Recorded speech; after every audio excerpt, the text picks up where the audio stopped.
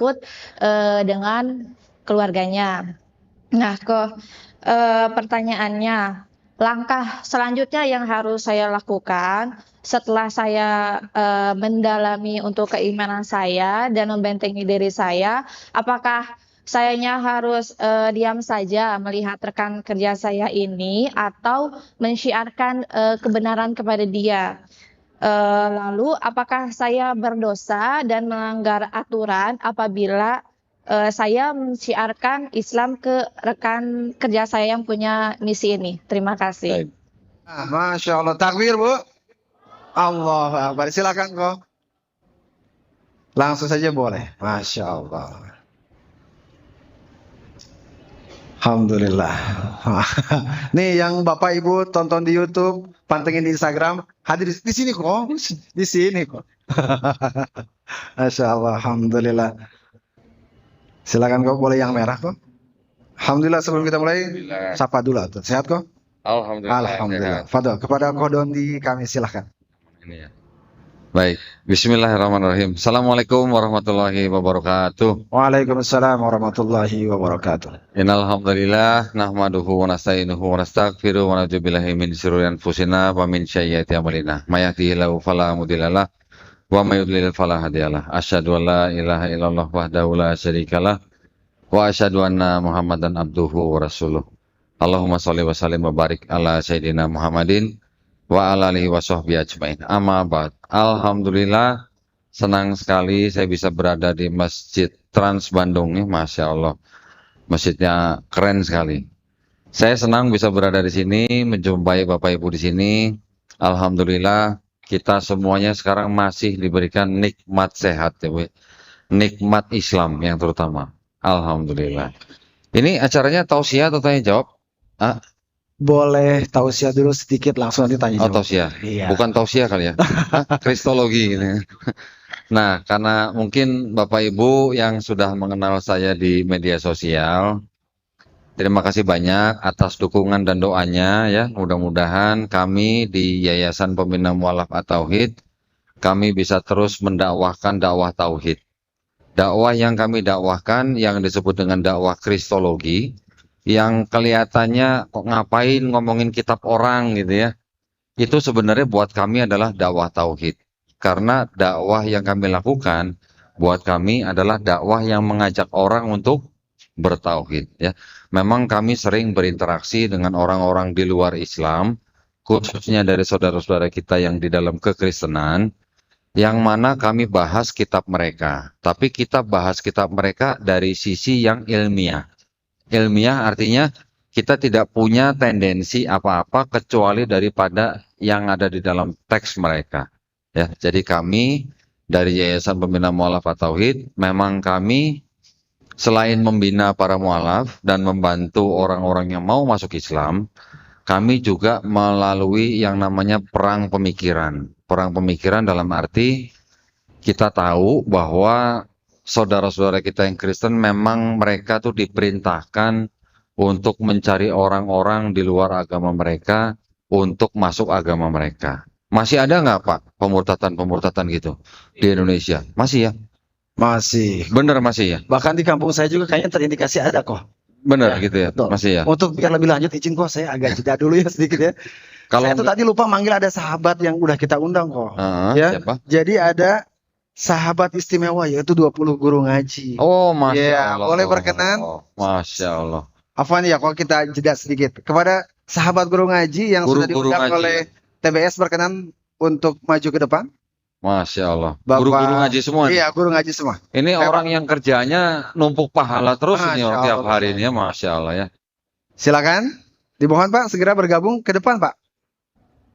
Ada sudah hadir di sini kan? Oh, ini bapak-bapak ini. Oh mana? Sama Silakan, ibu silakan juga Pak. ada. Silakan Pak, maju ke depan Pak. Silakan di sini ya Pak. Nanti Tahadus Binikmat kita dokumentasikan, ada titipan dari para donatur yang Masya insya Allah Allah. akan disampaikan juga oleh Koh Dondi ya. Yang Baik, dari Ahwat ada juga guru-guru ngaji. Guru Oh, ngaji Masya Ahwat, Allah. Masya Allah Silakan. ada ya. Di Sebentar mana? dulu Sebelah kita tanya sini. dulu ya Koh, boleh ya dari mana? Ya, boleh, boleh. Izin Ustadz dari mana? dari Sukasih, Sindang Laya, Siapa dari Sedeni. dari Sindang Laya, iya. Cibuntu. Dari Cibuntu, Masya Allah. Ya, Cibuntu Timur. Cibuntu Timur. Dari Mahegar. Masya Allah. Ibu-ibu ini dari mana, Bu? Dari tadi? Oh, sama kayak saya, bukan. Sebentar. Dari mana? KRS Kulon. Dari KRS Kulon. Masya Allah ya. Semoga Allah alirkan pahalanya kepada siapapun yang menjadi wasilah rizki ini sampai kepada kita semua ya. Masya Allah. Boleh tunjuk Bapak Ibu takbir. Semangat Bapak Ibu ya. Allahu Akbar. Masya Allah. Terpana sama Kohdoni kayaknya. Nah, segala kontribusi nanti yang Ibu sampaikan seperti ini akan disalurkan kepada sahabat istimewa. Ada guru ngaji, ada para pencari nafkah, ada penggali kubur, ada sopir ambulan, Masya Allah ya. Alhamdulillah, jazakumullah khairan katsiro kepada seluruh sponsor.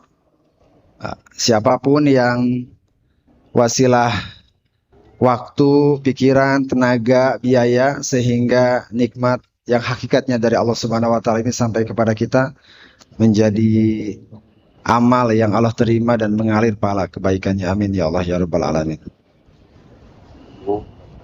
Boleh dilihat apa isinya. Oke. Ada pesan dari panitia. Oh, di foto dulu. Baik ya. Boleh agak merapat Pak Ustaz ke sini? Logonya pastikan tidak terbalik katanya. Ya, supaya kelihatan. Ah, boleh. Bisa dikit Pak, boleh Pak. Ibu, Bapak. Baik. Siap, tim dokumentasi. Ada yang foto. Oh, baik. Siap. Oh, ini Ustaz ada yang nanti ya menyusul. Siap, 1, 2, 3, boleh gayanya tauhid kok, boleh ya, bismillah. Karena hakikatnya semua datang dari Allah Subhanahu wa taala. 1, 2, 3, Pak Ustadz, Bu Ustadz, berikan senyum terbaiknya. 1, 2, 3. Sudah Kang? Alhamdulillah. Fadol, silakan kembali ke tempat yang sudah ditempati. Itu isinya sembako dan beberapa cenderamata dari sponsor. Fadol, afwan kok. Silakan dilanjut kok. Masya Allah, ngiri saya kalau ngeliat guru-guru yang ngajarin kebaikan setiap hari ya. Ini dari daerah Bandung semua? Ya, dari Bandung. Alhamdulillah. Mudah-mudahan setiap kebaikan yang Bapak Ibu guru sampaikan kepada murid-murid menjadi amal jariah Ibu ya. Amin ya ya Allah semua ya. Amin ya rabbal alamin. Baik. Alhamdulillah, saya juga mohon doanya dari Bapak Ibu ya, karena saya bersama teman-teman di Yayasan Pembina Mu'alafah Tauhid ini kami yang berjibaku. Kami berjibaku mengabarkan tentang kebenaran Islam tapi melalui ilmu kristologi. Nah, apa itu ilmu kristologi ya? Ilmu kristologi itu adalah salah satu cabang ilmu yang mempelajari tentang posisi Nabi kita, Nabi Isa Al-Masih di dalam agama kekristenan atau agama Nasrani, itu ya. Tetapi kita melihat dari sudut pandang Islam. Jadi apa yang mereka percayai, apa yang menjadi akidah mereka, itu kita pelajari, tapi kita tidak boleh keluar dari akidah Islam. Jadi tetap yang kita pelajari tidak keluar dari akidah dan iman Islam. Ya, itu yang kita coba diskusikan dengan mereka. Bukan berarti kalau kita mengajarkan kristologi itu terus kita mengajarkan untuk membenci orang-orang Kristen, sama sekali tidak. Saudara-saudara saya juga masih banyak yang Kristen. Tapi yang kami lakukan adalah mengajak mereka untuk bertauhid. Kenapa kita melakukan itu? Karena memang di dalam agama mereka itu ada perintah untuk mengajak orang di luar agama mereka untuk masuk agama mereka. Ada ayatnya. Izin minum. Ayatnya di dalam kitab mereka di dalam Matius 28 ayat 19. Wih, kok apal sih? Aduh, saya dulu lama di sono gitu. Ya. Ayatnya bunyinya gimana? Karena itu pergilah, jadikanlah semua bangsa loh. Berarti termasuk bangsa Indonesia nggak? Ya, jadikanlah semua bangsa muridku. Murid siapa? Murid Yesus katanya. Ya, izin minum.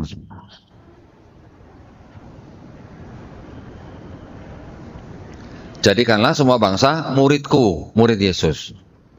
Baptislah mereka dalam nama Bapa dan Putra dan Roh Kudus. Ibu apal kayaknya Ibu. Mas, sering dengar Ibu ya. Itu ayat mereka yang memang dipakai oleh pekerja-pekerja mereka untuk mengajak orang masuk agama mereka. Jadi kalau ada kata-kata baptislah, berarti kalau belum dibaptis kan belum selesai urusannya. Betul ya? Itulah makanya mereka sering sekali melanggar aturan pemerintah. Ada aturan pemerintah, yaitu apa namanya? Keputusan bersama dua menteri, Menteri Dalam Negeri dan Menteri Agama, nomor 1 tahun 79, yang melarang mensiarkan agama kepada orang atau kelompok orang yang sudah beragama. Dari awal, sebelum aturan pemerintah itu dikeluarkan, memang dari kalangan mereka sudah memprotes, tidak setuju dengan aturan tersebut.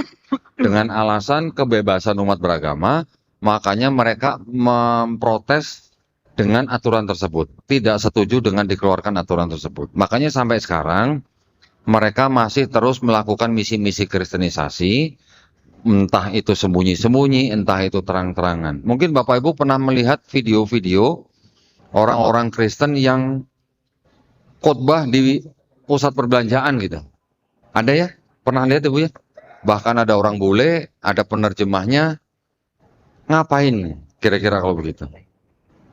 Mereka mengajak orang di luar agama mereka, masuk agama mereka. Nah, sekarang bagaimana kita sebagai umat Islam membentengi akidah umat Islam, membentengi akidah iman dan akidah kita sebagai umat Islam, membentengi akidah keluarga kita, saudara kita, handai tolan kita. Kan itu yang penting. Salah satu cara untuk bisa membentengi akidah umat Islam adalah dengan belajar Kristologi. Jadi Kristologi itu bukan ilmu untuk jadi orang Kristen, Bu. Bukan ya. Tapi kita mempelajari agama dan sejarah mereka dan kita batasi dengan akidah kita supaya kita tidak ikut atau mudah dimurtadkan. Itu sebenarnya tujuan kita ya. Satu lagi, kenapa kita belajar Kristologi?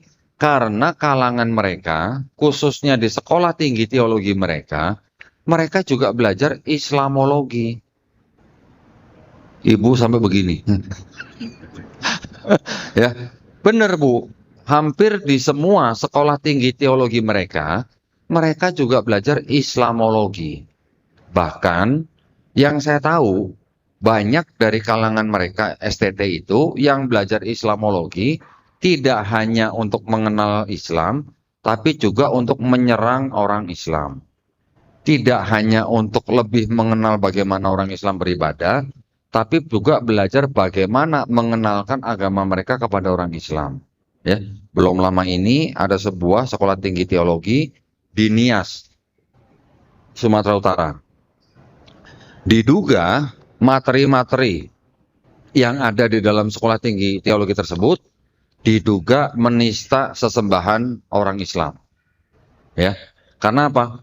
Saya ketika menerima kabar tersebut, saya lihat websitenya ada, kemudian ada materi-materinya yang berbentuk file PowerPoint, kemudian saya download semua file materinya. Setelah kita buka satu-satu, ternyata di dalam materi-materi tersebut isinya menghujat sesembahan orang Islam. Ya, saya nggak usah sebutkan di sini tuduhan atau klaim mereka lah ya. Tidak pantas saya sebutkan di sini. Tapi mereka belajar Islamologi. Kalau mereka belajar Islamologi, kok kita nggak boleh belajar Kristologi? Memang masih ada saudara-saudara kita yang Islam belum bisa menerima kajian Kristologi. Karena saya memahami bahwa guru-guru kita itu khawatir kalau murid-muridnya belajar atau baca kitab orang, nanti bisa terpengaruh akidahnya. Betul. Maka itu belajar Kristologi itu bukan fardu ain, ya, tetapi fardu kifayah. Kalau sudah ada yang belajar cukup. Tapi kalau buat Bapak Ibu sekedar mengetahui boleh.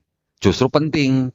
Kalau tidak mengetahui, nanti kalau Ibu ya tidak pernah tahu, tiba-tiba ketemu dengan orang-orang yang mengajak Ibu masuk agama mereka, Ibu nanti bisa gelagapan, Ibu nggak bisa jawab, Ibu nanti bisa ragu-ragu, Bapak-bapak nanti juga bisa goyang imannya, Belum lagi kalau anak-anak kita. Anak-anak kita yang remaja-remaja itu adalah target yang paling empuk buat mereka. Ya, saya sering didatangi oleh keluarga Muslim yang mana anaknya ada yang mau murtad, bahkan banyak yang sudah murtad. Sudah murtad, datang ke tempat saya dibawa sama orang tuanya. Banyak yang orang tua Muslim yang mampu mengirimkan anaknya sekolah ke luar negeri dengan harapan mereka mendapat pendidikan yang baik dari sekolah-sekolah tinggi di luar negeri. Pulang-pulang ternyata sudah murtad. Pulang-pulang sudah jadi orang Kristen. Karena memang di luar negeri lebih bebas gitu ya. Untuk masalah agama itu jauh lebih bebas. Banyak, ada yang sekolah di Perancis, pulang-pulang murtad, bahkan dia sudah terikat dengan sebuah organisasi yang cukup besar jaringannya. Nanti ada yang sekolah di Australia, murtad, balik ke Indonesia sudah menjadi Kristen.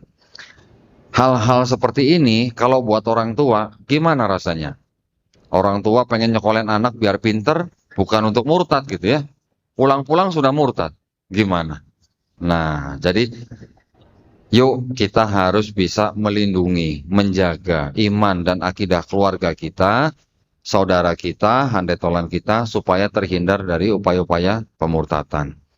Oke, sekarang ketika kita mulai mengetahui yang namanya dakwah Kristologi, kita memang harus atau mau tidak mau mengetahui akidah mereka.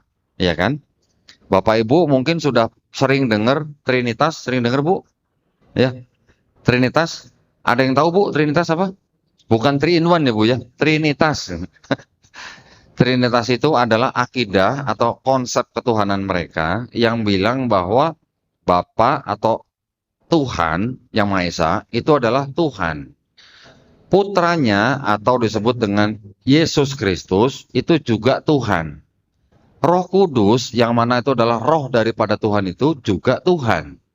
Tapi bukan 3 Tuhan, tapi 1 Tuhan. Paham nggak Bu? Paham?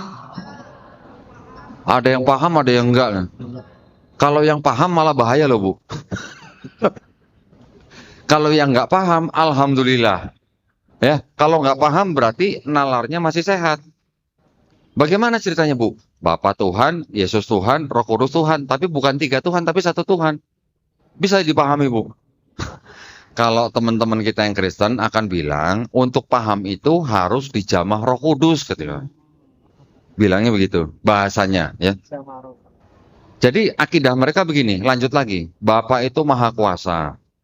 Putra atau Yesus itu maha kuasa. Roh Kudus juga maha kuasa. Tapi bukan 3 maha kuasa, tapi 1 maha kuasa. Pusing nggak Bu? Kalau pusing beli bodrek. Tapi gini ya, masalah mereka mau mempercayai atau beriman atau berakidah Tuhannya dengan Trinitas, itu hak mereka. Itu dilindungi oleh Undang-Undang Negara Republik Indonesia. Kita tidak boleh protes kepada mereka. Kamu nggak boleh. Nggak boleh. Itu sudah dilindungi sama negara. Ya. Di dalam Undang-Undang Dasar 1945, pasal 29, ayat kedua, setiap warga negara diberikan hak yang penuh untuk memilih dan menjalankan agama dan kepercayaannya masing-masing. Kita nggak boleh ganggu mereka. Kita harus tetap bertoleransi, ya. Tapi toleransinya hanya sebatas toleransi apa Bu? Toleransi ibadah. Kalau toleransi akidah boleh nggak Bu? Nggak boleh, ya. Jadi kalau ada orang-orang yang mencoba menawarkan kepercayaan seperti itu kepada ibu, bapak, anak, itu dengan tegas kita bisa langsung tolak, gitu ya Bu ya. Nah, karena apa? Karena sudah ada aturan di Indonesia, keputusan bersama 2 menteri, dilarang mensiarkan agama kepada orang atau kelompok orang yang sudah beragama. Gitu ya. Nah, sekarang kita sudah mengenal Islam. Bapak Ibu mungkin lahir di keluarga Muslim. Alhamdulillah, iman Islam Bapak Ibu terjaga dari kecil. Bapak Ibu kerjanya cuma beribadah, menumpuk pahala, gitu ya. Saya dulu sempat dikafirkan Bu sama orang tua. Ketika kecil saya dibawa ke gereja, ya. Kita semua mungkin sudah pernah membaca hadis bahwa setiap manusia yang lahir itu apa? Fitrah. Fitrah itu artinya apa Bu? Muslim. Fitrah itu dalam arti Muslim. Muslim artinya apa? Orang yang berserah diri hanya kepada Sang Pencipta atau Allah Subhanahu wa taala. Orang itu nanti dia bisa menjadi Yahudi, Nasrani, Majusi karena siapa? Karena orang tuanya. Nah, ketika orang itu nanti mungkin mendengar Islam, sampai dia menerima Islam, sampai dia masuk Islam, sebenarnya orang itu tidak pindah agama. Tapi orang itu apa? Kembali ke fitrahnya, kembali ke Islam, kembali jadi Muslim. Gitu. Di Quran kita juga ada membaca setiap ruh dan jiwa kita sebelum jadi manusia, kita sudah berikrar.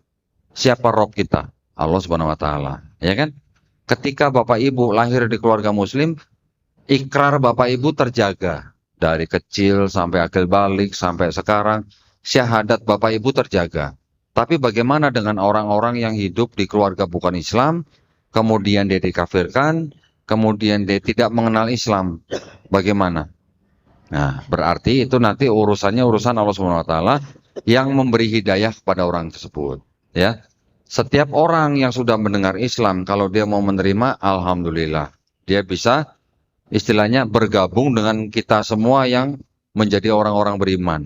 Tetapi kalau orang-orang yang menolak, mohon maaf ya, ini saya bukan menceritakan keluarga tim saya sendiri nih. Tim saya di sini nih, yang ini nih, Mas Erik nih di sini nih. Ibunya seorang Kristen, tinggal di Ciranjang, Cianjur. Ya, kita tahu di Cianjur atau Ciranjang itu dari satu gereja ke gereja yang lain tuh kelihatan. Bisa dada-dada, bisa begini dada-dadan, kelihatan gitu. Karena saking banyaknya gereja di situ, gitu ya. Dan biasanya saling masing-masing gereja itu malah rebutan jemaat gitu. Ayo ke sini aja gitu. Suatu ketika ibunya Kang Erik itu dia sudah melihat video saya, dia kepengen ketemu saya gitu karena dia tahu saya dan Erik satu tim gitu. Akhirnya saya datang ke rumah beliau, ngobrol kita. Saya cuma tunjukkan satu kitab yang kecil seperti ini. Nah, ada sebuah kitab dari kalangan Kristen sendiri, saya bawa, saya baca sama-sama ibunya Erik. Ketika baca, ngobrol 1 jam, dia bisa akhirnya percaya bahwa Yesus itu bukan Tuhan. Dengan ayat-ayat yang ada di sini. Tetapi ketika saya ajak, ayo ibu kalau mau masuk Islam saya bantu. Jawabnya apa? Nanti dulu ya. Gitu. Nanti dulu ya. Kenapa bu? Kalau saya masuk Islam, saudara saya nanti begini. Gitu. Jadi dia takut saudaranya membuli dia. Gitu. Dia juga cerita mamanya bahwa dia pernah sakit, cukup keras sakitnya, sampai rambutnya rontok. Kemudian ibu ini pergi ke gereja menggunakan kerudung seperti orang Islam, dibully sama teman-teman gerejanya. Wih, ada teroris datang kan. Sampai begitu kan. Ya, jadi karena takut dengan saudara-saudaranya, ibu itu akhirnya belum mau masuk Islam. Hari Jumat saya bicara, minggu depannya hari Selasa, saya ke Majalengka dapat kabar dari Erik ibunya meninggal dunia. Jadi hidayah milik siapa, Bu? Hidayah milik Allah Subhanahu wa taala. Ya, bukan dari kita. Nabi saja tidak bisa mengislamkan pamannya, apalagi kita. Kita hanya bisa menyampaikan. Kita hanya bisa diperintahkan apa? Pak, Bu, sampaikanlah walaupun hanya 1 ayat. Saya sudah menyampaikan banyak ayat juga di dalam Quran, tapi kalau Allah Subhanahu wa taala belum berkehendak, hidayah belum diberikan, bukan kuasa kita, ya Bu ya. Nah, buat Bapak Ibu yang sudah diberikan iman Islam dari kecil, Masya Allah, Bapak Ibu ini sudah dijanjikan apa? Jannah. Ya, Bapak Ibu kan cuma tinggal, kalau orang sekarang bilang apa? Maintain atau memelihara, atau dalam bahasa kita istiqomah, menjalankan Islam kita. Islam sudah jelas, Islam mendatangkan kehidupan. Maka dari itu apa? Membunuh orang atau bunuh diri kan dilarang. Betul kan? Islam membawa kecerdasan. Maka itu apa? Minuman keras, alkohol, obat-obatan terlarang dilarang dalam Islam. Betul, Pak? Islam membawa apa? Melestarikan pernikahan. Makanya perzinahan, percabulan dilarang dalam Islam. Betul? Islam juga ingin kita supaya melestarikan kekayaan. Maka dari itu riba ya dilarang dalam Islam. Betul? Islam juga sudah mendatangkan yang namanya agama. Makanya menyembah selain Allah itu adalah dosa yang tidak diampuni dalam Islam. Jadi Islam membawa 5 hal buat kita, yang mana kita bisa membawa diri kita dan keluarga kita terhindar dari racun-racun masyarakat. Yang tadi saya sebut ya, bisa judi, riba, seks bebas, obat-obatan terlarang, minuman keras dan sebagainya. Itu yang kita tahu bahwa itu dilarang dalam Islam. Nah, makanya alhamdulillah kita semua yang masih memiliki iman Islam, yuk kita pegang dengan erat iman kita. Jangan sampai lepas. Hidup nggak lama kok gitu ya. Berapa lama kita hidup? Hah? Nggak lama ya? Umur 60 tahun aja kayaknya udah dapat bonus kayaknya. Ya kan? Kita tidak pernah tahu loh Bu, kapan kita pulang. Ya kan? Kita tidak pernah tahu loh, kapan napas kita diputus. Betul? Jadi kita juga kalau masih malas sholat gitu, gimana? Sholat kan cuma sebentar ya Bu ya. Nanti kalau udah mati juga nggak sholat ya Bu ya. Jadi alhamdulillah kita yang masih punya nikmat Islam, yuk kita jaga iman kita di dalam hidup kita yang singkat ini, supaya apa? Jangan sampai kita tergelincir dan kita pulang ke rumah yang salah gitu. Ya, saya mohon doanya juga dari Bapak Ibu, di mana kami dan teman-teman di dalam Yayasan Pembina Mu'alafah Tauhid ini mempelajari kitab-kitab mereka ini bukan berarti untuk masuk Kristen, bukan berarti untuk membenci orang Kristen, tetapi kami mengkritik dalam hal dari tulisan-tulisan saja. Kami juga tidak boleh menafsirkan. Yang kami boleh ajukan adalah ayat tidak otentik. Gitu. Ayat tidak otentik maksudnya apa Bu? Tidak sahih gitu Pak. Oh kalau orang Islam kan taunya sahih gitu ya. Mau saya tunjukkan nggak Bu? Mau saya tunjukkan? Hah? Boleh ya? Kalau udah bawa kitab segini banyak nggak dibuka kan kayak sayang ya. Waktu saya sampai jam berapa nih? Kayaknya nggak lama tadi ya. Lumayan. Kok dari sampai 16.53. Nanti kita lanjut sesi tanya jawab. Sampai 53. Berarti tanya jawabnya setengah jam. Iya. Oke. Minta tolong. Siapa yang mau baca? Kayaknya yang tolong bacain. Saya pakai kacamata jadi kurang jelas. Kita minta tolong dari yang matanya udah mata tua ya? Iya. Nih, yang masih muda nih. Yang masih muda siapa mau bacain? Ngalir pahalanya. Jangan saya yang bacain, kalau saya bacain nanti Oke, Masya Allah. Iya boleh Kang. Nih. Kirain saya ngarang kalau saya yang bacain. Sini Kang. Dengan agak Masya Allah. Saya Budi Ramdhani. Oke. Kang Budi dibantu kok ya. Tolong bacain, tapi bacanya nggak usah pakai bismillah ya. Ya, nah ini sebentar, saya jelaskan dulu. Ayat yang mau saya minta tolong ini bacain, ini adalah satu-satunya ayat di dalam kitab mereka yang dianggap mengajarkan Trinitas tadi ya. Satu-satunya ayat yang dianggap mengajarkan Trinitas cuma satu ayat ini. Oke, adanya di surat 1 Yohanes 5 ayat 7. Nih diganjel dikit. Nah.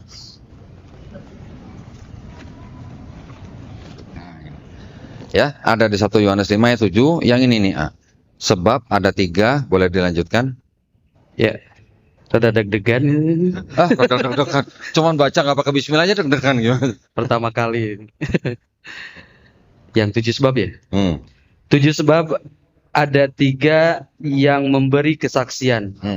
Di dalam sorga, Bapa, Firman, dan Roh Kudus. Bapa, Firman, dan Roh Kudus. Terus? Dan ketiganya adalah satu. Dan ketiganya satu. Nah ini yang dianggap bukti bahwa ada ajaran Trinitas. Ya. Terus? Dan ada 3 yang memberi kesaksian di bumi. Di bumi. Nah ayatnya sampai di situ. Ada keterangannya nih ayat 7 sampai 8 di dalam kalimat di dalam surga sampai di bumi. Ada keterangannya apa nih? Bagian ayat ini. Oh ya.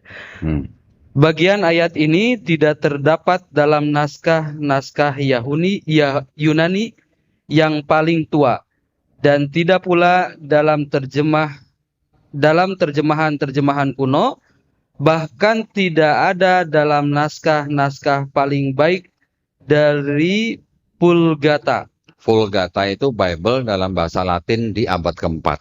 Nah, terus? Ya. Bagian ini kiranya aslinya sebuah catatan di pinggir halaman salah satu naskah terjemahan Latin yang kemudian disisipkan ke dalam naskah-naskah oleh penyalin dan akhirnya bahkan disisipkan ke dalam beberapa naskah Yunani. Karenanya bagian ini pasti tidak asli. Boleh diulang, Kang? Karenanya bagian ini tidak asli. Oh, pastinya mana? Karenanya bagian ini pasti tidak asli. ada kata-kata pasti tidak asli. Tidak asli itu kata lain apa, Bang? Palsu. Nah, situ yang ngomong ya, bukan saya. Nuhun. Nah, jadi satu-satunya ayat di dalam kitab suci mereka yang dianggap mengajarkan Trinitas cuman ayat itu tadi. Ya. Dan ayat ini ternyata sebelumnya adalah catatan di pinggir halaman yang kemudian disisipkan menjadi ayat gitu. Jadi catatan kaki naik pangkat jadi ayat. Jadi ini sebenarnya boleh dikatakan sebuah pemikiran agama atau tafsiran orang atau tafsiran pemuka agama yang dijadikan agama. Artinya Trinitas itu sebenarnya adalah ajaran belakangan gitu. Ya. Ini baru salah satu dari Dari ayat-ayat yang tidak asli dari sekian banyak. Itu tadi baru salah satunya. Masih banyak yang lain. Kenapa saya tunjukkan itu? Karena ini yang dianggap mengajarkan Trinitas. Nah, saya kok bisa punya begini? Kitab yang tebal begini. Kalau yang kitab dibawa oleh jemaat gereja, itu yang ini, Bu. Nah, yang ini. Tipis jauh. Ya. Kalau yang ini yang biasa dibawa di sini begini. Ke gereja. Kalau yang ini kan nggak bisa dijepit. Jadi ini punya calon pastor. Kalau dijepit kan susah nih. Ya. Ini dari mana saya dapat? Ini dari kalangan mereka sendiri malah sebenarnya. Ya, mereka jujur dalam hal ini. Sebenarnya mereka jujur. Kalau ada ayat yang tidak asli, mereka bilang ini ayat pasti tidak asli. Tapi masalah mereka mau mempercayai, mau mengimani itu urusan mereka. Kita nggak boleh ganggu, ya Bu ya Pak ya. Tapi kita hanya cuman perlu mengetahui aja. Kalau kita sudah mengetahui, mau nggak Bapak ditawari sesuatu yang pasti tidak asli? Nah, begitu aja kita. Ya, kalau di Quran kita, Bapak Ibu yang sudah biasa baca Quran, kalau di dalam Quran kita ada huruf teks bahasa Arabnya, ada terjemahan bahasa Latinnya, ada catatan kaki. Misalnya Bu ya, ini naudzubillah mujalik. Misalnya Quran surat Al-Fatihah ayat 3 pasti tidak asli. Rasanya gimana, Bu? Hah? Rasanya gimana? Hancur hati kita, Bu ya. Hancur pasti hati kita ya.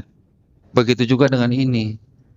Ketika saya mengetahui di dalam kitab suci saya ada ayat yang pasti tidak asli, gimana rasanya? Nah, akhirnya baru saya mencari agama-agama yang lain bagaimana. Sampai akhirnya saya menemukan kebenaran di dalam Islam.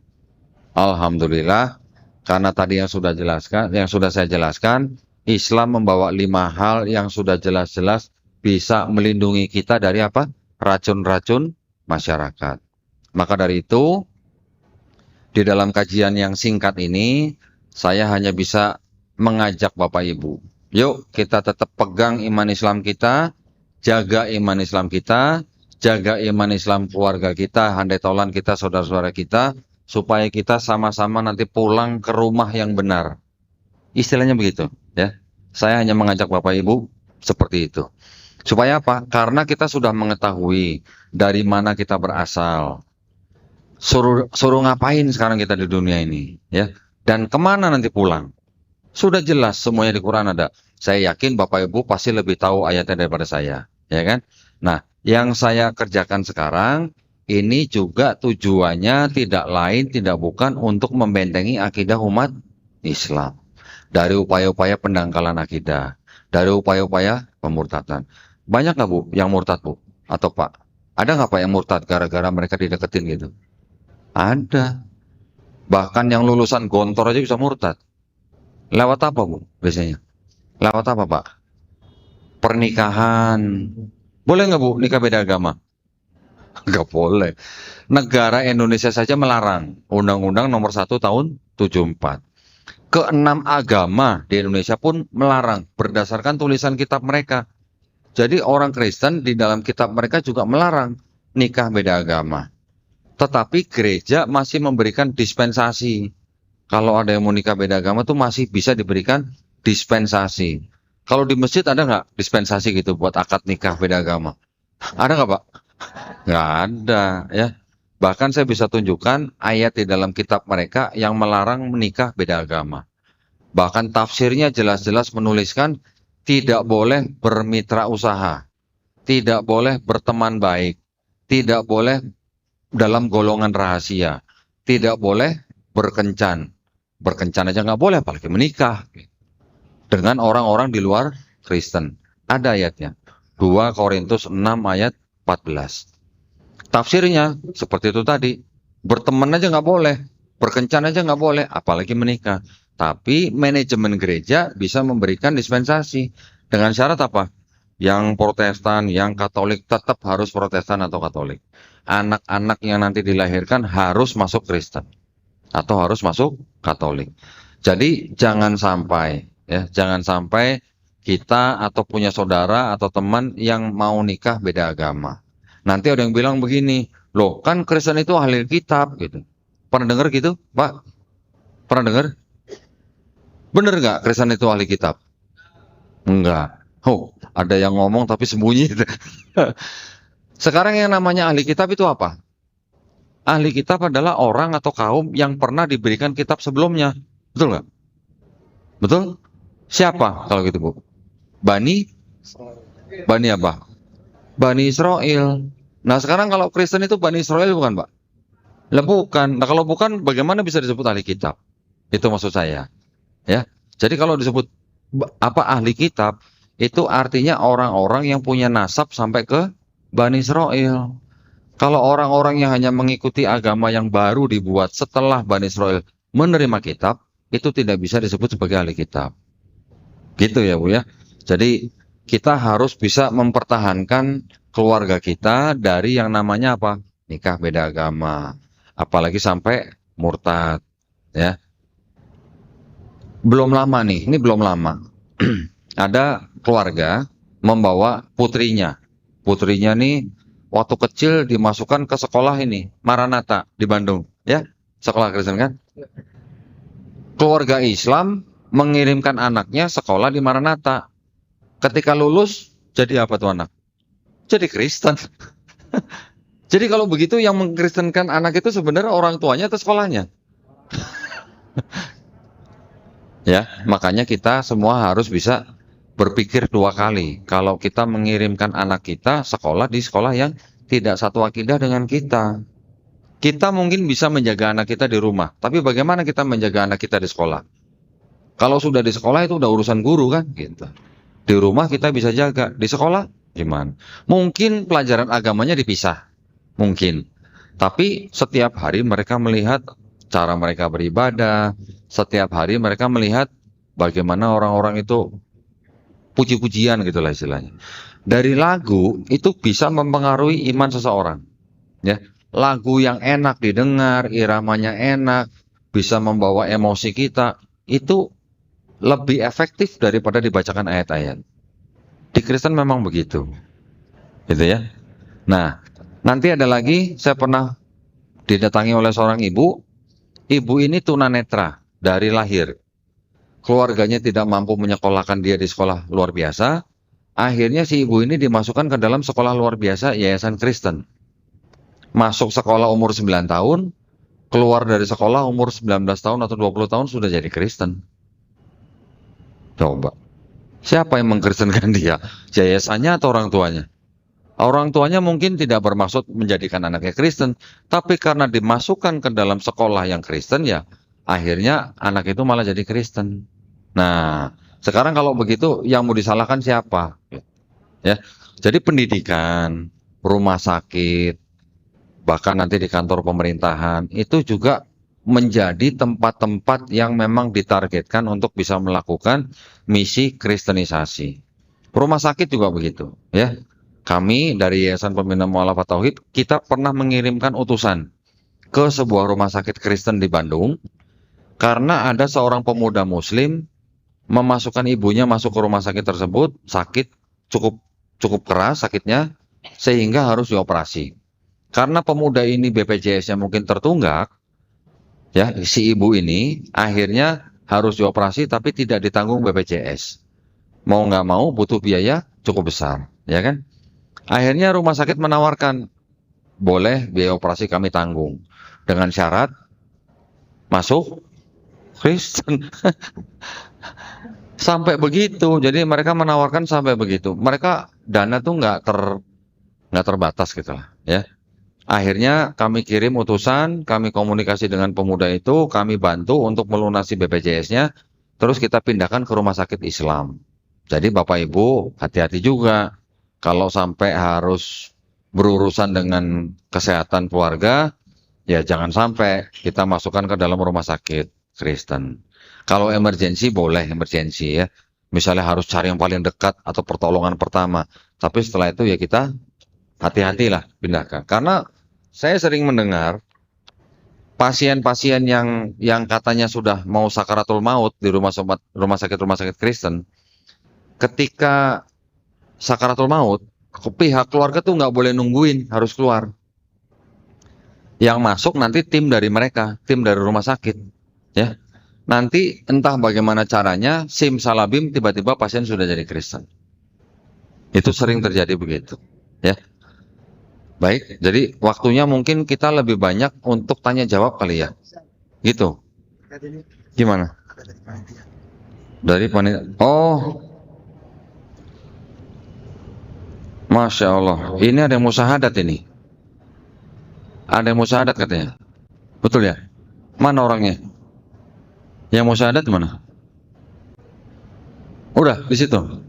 Kita langsung syahadatin aja gimana? Ya. Nanti setelah syahadat baru kita tanya jawab gitu ya. Sebelum tanya jawab, ini ada seorang wanita. Nanti kita tanya dari kalangan apa, menyatakan dirinya mau masuk Islam. Nah, kita saksikan dulu ya. Mungkin lebih baik duduknya di bawah, kalau ada meja kecil atau nggak ada, atau mungkin kita ambil kursi itu kok di samping, bagaimana? Atau di bawahnya? lebih baik di bawah sini aja.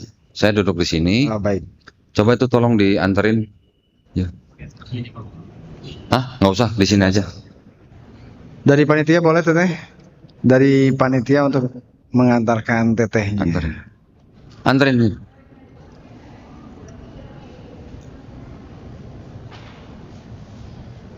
Di sebelah sini. Oh ya. Nah, ini nanti awatnya sebelah sini. Iya, awatnya sebelah sini. Boleh duduk di bawah. Silakan, Teh. Alhamdulillah. Ini namanya siapa? Mohon maaf. Namanya Friska.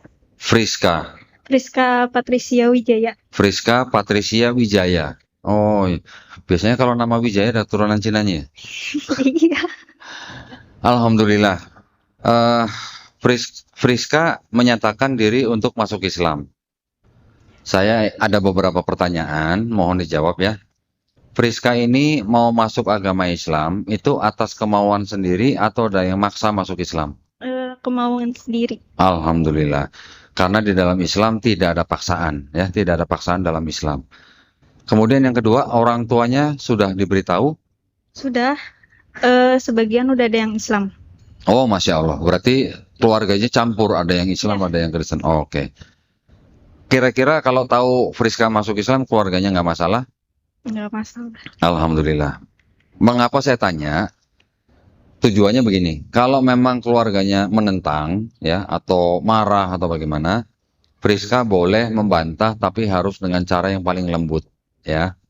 Kemudian yang ketiga, di dalam Islam ada syariat-syariat setelah bersyahadat, itu ada sholat, zakat, puasa, dan haji jika mampu. Apakah Friska berjanji untuk melakukan syariat-syariat tersebut? Iya, berjanji. Alhamdulillah. Sudah pernah dengar 2 kalimat syahadat? Belum. Oh, belum. 2 kalimat syahadat itu adalah asyhadu alla ilaha illallah wa asyhadu anna Muhammadar Rasulullah. Ya, artinya aku bersaksi tiada Tuhan yang layak disembah selain Allah. Dan aku bersaksi Nabi Muhammad adalah utusan Allah. Ya, artinya itu. Apakah Friska bisa menerima dalam hati tentang dua kalimat syahadat tersebut? Bisa. Alhamdulillah. Baik, kalau begitu tolong tangannya tunjukkan jari telunjuk ke atas sebagai tanda ketauhidan, ya. Ikuti pelan-pelan dua kalimat syahadat yang akan saya ucapkan dalam bahasa Arab. Kemudian nanti kita lanjutkan dengan terjemahan bahasa Indonesia. Oke? Baik, sudah siap? Siap. Bismillahirrahmanirrahim. Asyhadu Asyhadu alla ilaha alla ilaha illallah illallah wa asyhadu wa asyhadu anna anna Muhammadan Muhammadan Rasulullah. Rasulullah. Aku bersaksi Aku bersaksi tiada Tuhan tiada Tuhan yang layak disembah yang layak disembah selain Allah. selain Allah. Dan aku bersaksi Dan aku bersaksi Nabi Muhammad Nabi Muhammad adalah adalah utusan Allah. utusan Allah. Alhamdulillah, sah ya Bapak Ibu ya. Takbir. Allahu Akbar. Alhamdulillah, saudari Friska sekarang sudah sah menjadi seorang muslim, ya. Saya ingin memberitahukan beberapa hal. Yang pertama adalah setiap manusia yang lahir sebenarnya dia adalah fitrah. Fitrah artinya dia muslim. Muslim artinya dia adalah orang yang berserah diri hanya kepada Sang Pencipta, ya. Orang itu nanti menjadi Yahudi, Nasrani atau Majusi karena orang tuanya. Ketika orang itu mendengar, menerima dan masuk Islam, orang itu sebenarnya tidak pindah agama, tetapi dia kembali ke fitrahnya, kembali menjadi muslim, ya. Dan satu lagi yang ingin saya sampaikan, setiap orang yang bukan Islam, ya, yang bukan muslim, ketika dia masuk Islam, insya Allah dosa-dosanya orang itu dari mulai akil balik sampai dia bersyahadat, insya Allah dihapuskan, ya. Tetapi kebaikannya dari mulai dia akil balik sampai dia masuk Islam, insya Allah tetap dicatat sebagai pahala kebaikan, ya. Dengan catatan nanti saudari Friska menjalankan Islamnya dengan baik, ya. Insya Allah. Alhamdulillah, ya Bu ya. Mohon Friska sekarang sebagai orang yang dosa-dosanya sudah nol nih, ya, seperti bayi baru lahir, ya. Mohon nanti doain kita semua nih ya, yang ada di sini nih. Doain kita semua, mudah-mudahan kita semua istiqomah dan insya Allah kita semuanya husnul khotimah, ya. Husnul khotimah artinya kita mati dalam keadaan Islam, ya. Baik, nanti kita komunikasikan lebih lanjut bagaimana pembinaan saudari Friska menjadi muslim yang kafah, ya. Nanti kita akan kirimkan guru atau mungkin belajar di tempat kami, belajar bagaimana Islam dan belajar sampai bisa membaca Quran. Insya Allah ya. Selamat sekali lagi. Oh ya, ini ada apa nih? Masya Allah. Banyak benar. Hadiah sahabat surga. Masya Allah. Apa saja nih? Apa saja nih? Ini ada Al-Quran, macam-macam. Waduh. Nah, oh iya, ini. Yang sahabat surga itu di sini. Nah, ini ada Quran. Nanti tolong belajar bagaimana adab memegang Quran ya. Bagaimana seharusnya kita sebagai muslim memegang Quran. Untuk wanita tuh aturannya mungkin ada sedikit lebih banyak daripada pria, ya. Harus berwudu, tidak boleh sedang datang bulan dan sebagainya, ya. Kemudian, oh, ini ada amplop. Amplop ini apa? Dari tabungansurga.com. Masya Allah. Ini apa Mas ini? Ini adalah sebenarnya zakat, ya. Zakat yang memang diperuntukkan bagi mu'alaf yang baru masuk Islam, di mana mu'alaf itu adalah salah satu dari 8 asnaf yang berhak menerima zakat, ya. Mohon diterima, jangan dilihat jumlahnya, nggak sampai 2 miliar. Ya, nanti tolong dimanfaatkan dengan baik. Ini juga ada apa nih? Apa nih? Kayak baju tidur ini. Masya Allah. Ini pasti ada perangkat sholat lah ya. Masya Allah. Sampai ada sembako ini. Ada beras ini sampai ini. Masya Allah. Ada telur lagi ya. Ya, mudah-mudahan ini hanya sebagai bentuk kepedulian kita ya. Sebagai bentuk kepedulian kita umat Islam terhadap orang yang baru masuk Islam. Bapak Ibu, saya kasih tahu, kalau ada orang yang baru masuk gereja, wah itu sambutannya jauh lebih luar biasa daripada kita seperti ini. Jadi Bapak Ibu semuanya harus menyambut Saudara Friska dengan apa ya namanya, dengan kasih sayang. Bantu sampai dia bisa menjadi Muslim seperti Bapak Ibu semua ya. Ada lagi Tambahan lagi, Masya Allah, ini borongan ceritanya nih. Apa nih?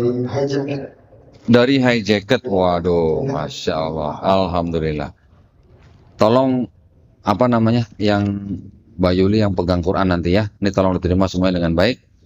Baik, nah alhamdulillah mudah-mudahan apa yang kita saksikan hari ini bisa memperkuat iman Islam kita ya. Bisa insya Allah kita semuanya berdoa. Mudah-mudahan kita semua dijadikan golongan manusia yang mengikuti apa yang diturunkan Allah Subhanahu wa taala melalui Rasulnya. Dan juga insya Allah kita semua dijadikan golongan manusia yang menyaksikan keesaan Allah Subhanahu wa taala. Ya, amin ya rabbal alamin. Yang tidak boleh kita lupakan, semoga kita semuanya berdoa supaya kita dihindarkan dari api dan asap neraka ya. Amin ya rabbal alamin. Baik, kalau begitu Friska boleh kembali ke tempatnya. Ya, ini silakan diterima. Ini yang Quran tolong. Ini Friska silakan dibawa. Alhamdulillah, borongan ini kayaknya. Alhamdulillah. Sekali lagi takbir. Takbir. Allahu Akbar. Alhamdulillah. Saya lihat tadi ada sedikit dari jemaah itu yang berminum air betul. Oh, yang mana? Yang mana? Ada yang nangis? Sekarang Masya Allah. Alhamdulillah. Justru yang saya penasaran, pengawal saya nangis nggak pengawalnya? Yang waktu itu pernah kita mengadakan acara di, itu tuh dia. Nangis nggak? Pengalaman ya, ini hanya berbagi pengalaman ya. Kita waktu itu pernah bikin acara di Piset Square. Sebelum acara, apa nih? Kembali mengajak. Oh iya ya, nanti. Ini berbagi pengalaman aja. Jadi mungkin teman-teman Bapak Ibu yang dari kecil dari keluarga Muslim mungkin tidak pernah melihat orang bersyahadat gitu ya. Ketika itu kita membuat acara di Piset Square, acaranya namanya Fitrah Fest. Ada seorang wanita Kristen, usianya mungkin seusia Friska, mendatangi saya, berdiskusi, kurang lebih 2 jam. Itu 1 hari sebelum acara. Pas hari acaranya, akhirnya dia datang lagi, diskusi lagi, 2 jam lagi. Sampai akhirnya dia mau masuk Islam. Disyahadatkan oleh Dr. Aisyah Dahlan, Bunda Aisyah Dahlan. Masya Allah ya. Disaksikan oleh Ustadz Fatih Karim. Disaksikan oleh Anastasia Teresia. Masya Allah. Jadi beruntung sekali beliau bersyahadat oleh Bunda Aisyah Dahlan. Yang menyaksikan, yang badannya keker tuh di belakang tuh, tampang seperti tentara begitu, bisa nangis terseduh-seduh coba bagaimana? Alhamdulillah ya. Namanya hidayah, kita tidak pernah bisa menolak. Itu adalah sudah izin dari Allah SWT. Baik, ada satu yang mau disampaikan tadi apa? Sebelum tanya jawab, kita tawarkan ladang amal lagi kok. Nah, ini dari komunitas Untuk apa namanya? infak cetak hafiz. Infak cetak hufaz atau hafiz Hufaz. Quran. Nah, ini ada program, ini yang punya program aja udah judulnya udah tabungan sorga, ini apalagi? ICH ya? Cetak hufaz. Cetak hufaz. Iya, Infak bekerja sama cetak dengan hufaz. Gerakan Surgakan Indonesia dengan Al-Quran. Ya, untuk mencetak hafiz-hafiz Quran ya. Ini program buat Bapak Ibu yang mau mengikuti ini dengan cara berinfak 1 bulan 100.000. 100.000 kalau kita bawa ke misalnya Trans ini Sekali jalan kok. bisa buat apa ya? Sekali jalan juga udah hilang. Sekelebatan gitu mungkin. Kelewatan. Sekelebatan pasti habis gitu ya. 100.000 buat Bapak Ibu bisa menjadi amal jariah. Masya Allah. Ya, insya Allah ini adalah program yang sangat bagus, bisa menjadi tabungan kita di sana nanti ya, insya Allah ya. Baik, buat Bapak Ibu yang mau mengikuti nanti bisa menghubungi teman-teman dari tabungansurga.com Ya, ya. betul. Nanti bisa registrasi di depan. Baik, Baik. Insya Allah langsung kita buka sesi tanya jawab kok. silakan. Siapa Baik. takut? Asik. Masya Allah, Ibu ini Masya Allah. langsung angkat tangan ya. Baik. Arijalu qawamuna ala nisa katanya. Sekali-kali kalau tadi di Darut Tauhid kan kita mulai dari akhwat ya kok. Sekarang kita mulai dari ikhwan. Coba, Masya Allah. Ini paling depan. Boleh ya? Boleh ke depan dulu, Akang? Nanti sebutkan nama, ya perkenalkan diri, kemudian asalnya dari mana ya. Baru ajukan pertanyaan kepada guru kita, Koh Dondi. Silakan. Ini pada nama saya Ruli dari Buah Batu. Siapa? Luli dari Buah Batu. Pak.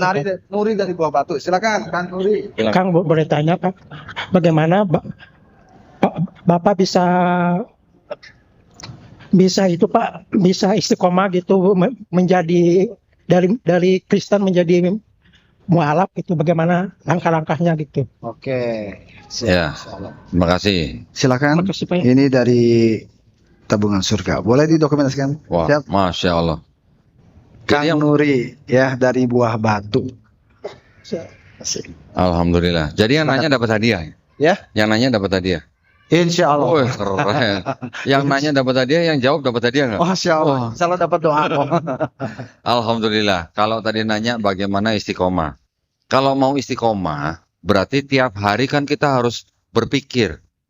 Jangan sampai lupa. Tiap hari kan kita melakukan ibadah. Pada saat kita ibadah, kita juga bertadabur, memikirkan keesaan Allah, memikirkan keagungan Allah, memikirkan kapan kita pulang. Kalau kita setiap hari mikir kapan kita pulang, insya Allah istiqomah. Insya Allah. Itu aja jawaban simpelnya ya. Nanti kalau mau dijabarkan mungkin bisa panjang lebar. Ya, tapi insya Allah kalau kita setiap hari bertadabur, memikirkan semuanya itu, insya Allah kita istiqomah. Baik, silakan yang lain. Banyak mengingat kapan kita pulang sehingga kita sibuk berbekal ya kok ya. Itu. Masya Allah. Baik, sekarang dari Ahwat. Langsung dari Ahwat itu saya dari tadi. Kang, mana hadiahnya Kang? Oke, bismillah ya. Masya Allah. Dari Ibu yang tadi sebelum diminta aja udah angkat tangannya. Boleh Ibu yang depan ya. Ibu perkenalkan namanya, dari mana, kemudian ajukan pertanyaannya. Silakan. Bismillah. Saya Hasuti Ustaz dari Tanjung Sari, Sumedang. Saya punya sahabat SMA, bermualaf ketika SMA, kemudian menikah. Nah, dalam kehidupan pernikahannya mendapati kecewaan dari suami yang seorang Muslim, sehingga sekarang berpisah dan beliau buka jilbab. Saya sedih sekali. Jadi gimana pendekatannya lagi meyakinkan bahwa Islam itu nggak seperti yang beliau dapati dari suaminya itu. Terima kasih Ustaz. Baik. Itu hal seperti itu juga pernah saya hadapi Bu ya. Ada juga yang datang ke tempat saya bercerita hal yang sama. Yang pertama-tama kita bisa sampaikan kepada ibu yang kecewa itu, pertama-tama tetap kita harus menyampaikan kebenaran Islamnya. Kebenaran Islam bukan berarti hanya retorika, bukan cuma retorika Bu, tapi kita harus bisa membuktikan daripada teks-teks di dalam Quran yang ada hubungannya dan relevan dengan zaman sekarang. Termasuk kebenaran Islam di dalam hal ilmu pengetahuan. Kalau orang zaman sekarang yang hidup pada zaman ilmu pengetahuan, otomatis pasti juga bisa menerima kebenaran dalam ilmu pengetahuan. Betul kan Bu?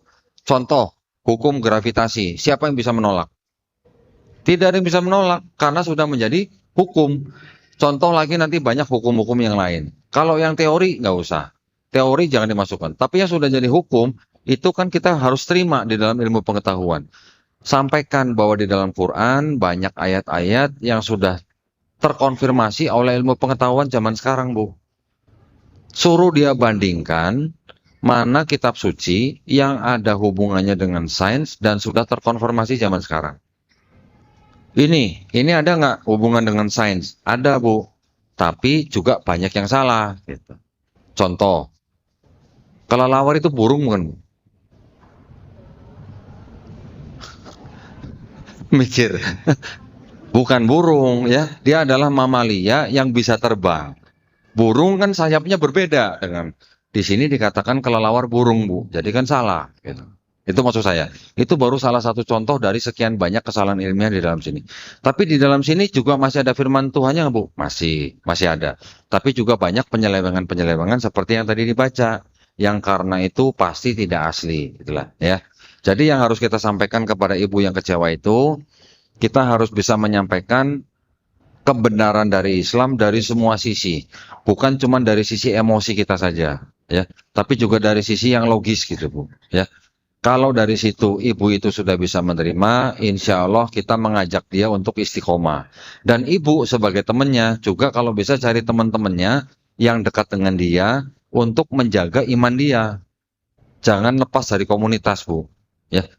Kalau penggembala domba atau penggembala sapi, kalau ada sapi yang mau miring ke sana kan diarahkan untuk kembali ke gerombolannya kan. Kalau sendirian kan bisa dimangsa serigala gitu. Maksud saya begitu, Bu. Ya, kalau kita mengikuti atau berada di dalam komunitas seperti jamaah seperti ini, insya Allah iman kita akan saling menjaga. Ibu menjaga iman yang lain menjaga iman ibu, begitu. Tapi kalau dia memisahkan diri dari komunitas, resikonya besar. Apalagi kalau nanti ditunjang dengan bantuan-bantuan untuk kenikmatan dunia. Gitu, Bu ya. Mudah-mudahan menjawab pertanyaan. Silakan yang lain. Baik, Masya Allah. Tadi Pak Ustadz kayaknya ada ya yang tadi angkat tangan. Izinnya Pak ya. Boleh ke depan Pak Ustadz. Masya Allah. Hah? Masa?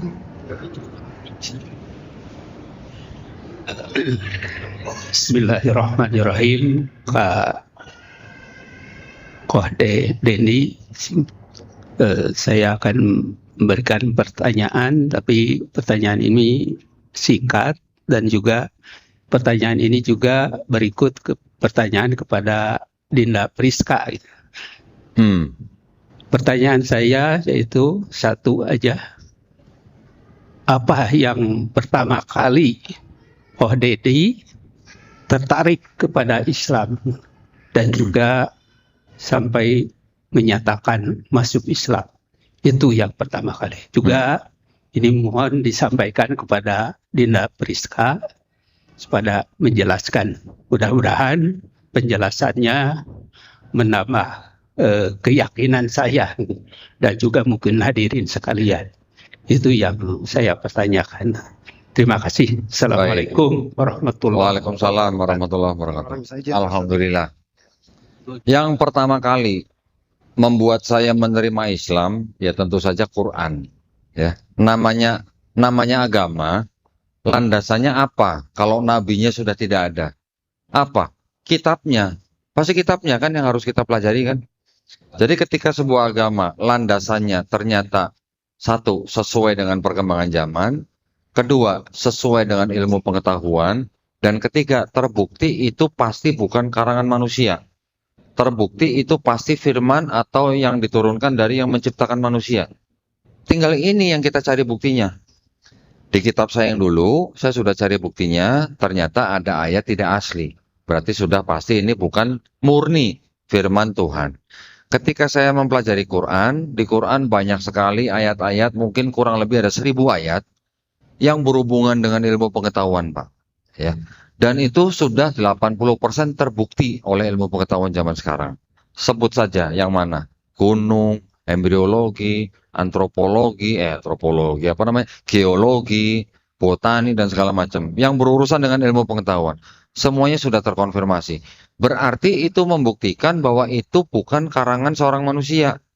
Kenapa? Karena ilmuwan zaman sekarang bisa membuat atau menulis segala sesuatu tentang ilmu pengetahuan, mereka pakai alat, Pak, yang canggih-canggih. Ada mikroskop, ada teleskop, ada alat selam, ada alat sonar, dan sebagainya. Pada zaman Nabi Muhammad SAW, alat apa yang beliau punya? Yang dipegang mungkin cuma tongkat dan pedang. Jadi nggak mungkin ayat-ayat itu karangan seorang Nabi Muhammad SAW. Gitu. Itu pertama. Yang kedua, bisa kan begini, Pak. Kalau misalnya sebuah kitab sesuai dengan ilmu pengetahuan, tapi tidak mengajarkan kesetaraan, bisa jadi kan, Pak? Tapi mengajarkan suatu bangsa lebih utama atau lebih tinggi dari bangsa lain. Itu kan bisa juga. Ketika saya mempelajari Quran dan juga mempelajari hadis-hadis, ternyata di dalam Islam tidak pandang yang namanya suku dan ras, Pak. Allah Subhanahu wa taala sudah berfirman bahwa Allah Subhanahu wa taala menciptakan manusia dengan suku dan ras yang berbeda-beda, tujuannya untuk apa? Untuk saling mengenal, untuk saling berkasih sayang. Ya. Juga yang paling membuat saya berkesan di dalam Islam adalah Islam tidak kenal rasis, Pak. Islam tidak kenal diskriminasi. Islam tidak kenal suku lain lebih baik dari suku yang lain. Bahkan kalau kita membaca hadis ketika Nabi Muhammad SAW haji wada ya, khutbah terakhir Nabi, apa dikatakan? Seorang Arab atau orang Arab tidak lebih baik daripada orang non-Arab. Orang non-Arab ini siapa? Apakah cuma bangsa Yahudi? Apakah cuma bangsa yang lain, misalnya bangsa Afrika gitu? Kan enggak. Berarti non-Arab ini kan semua orang selain Arab gitu. Bisa yang matanya sipit, yang matanya belok, yang rambut keriting, yang rambut lurus, kulit merah, kulit putih. Jadi artinya semua orang selain Arab. Orang yang non-Arab juga tidak lebih baik daripada orang Arab. Yang lebih baik dari mereka apa? Yang bertakwa. Jadi tidak ada yang lebih baik di mata Allah Subhanahu wa taala kecuali orang yang bertakwa. Itu yang membuat saya berpikir bahwa berarti kalau begitu Islam adalah agama untuk semua manusia, bukan untuk sekelompok orang tertentu gitu. Ya. Begitu yang saya bisa jawab, Pak. Mudah-mudahan menjawab pertanyaan. Silakan yang lain. Oke, Koko ini yang pilih, kayaknya saya bingung dari tadi banyak banget ya. Kok Doni aja yang pilih. Silakan. Nggak Dari tahu. awal. Tadi dari Dari tadi, bapak-bapak, sekarang dari ibu-ibu. Silakan. Dipilih mana? Tadi kayaknya dari sebelah sana dulu tuh. Tuh orang. Nggak tahu yang mana. Silakan maju, silakan maju. Yang Ibu yang di pilar, ya dari tadi soalnya paling datang toh. Itu atau yang ya, mana? kayaknya sebelah sana tadi yang angkatan. Siap. Silakan. Boleh izin sebentar. Disebutkan nama dan dari mana Bu ya, kemudian pertanyaannya.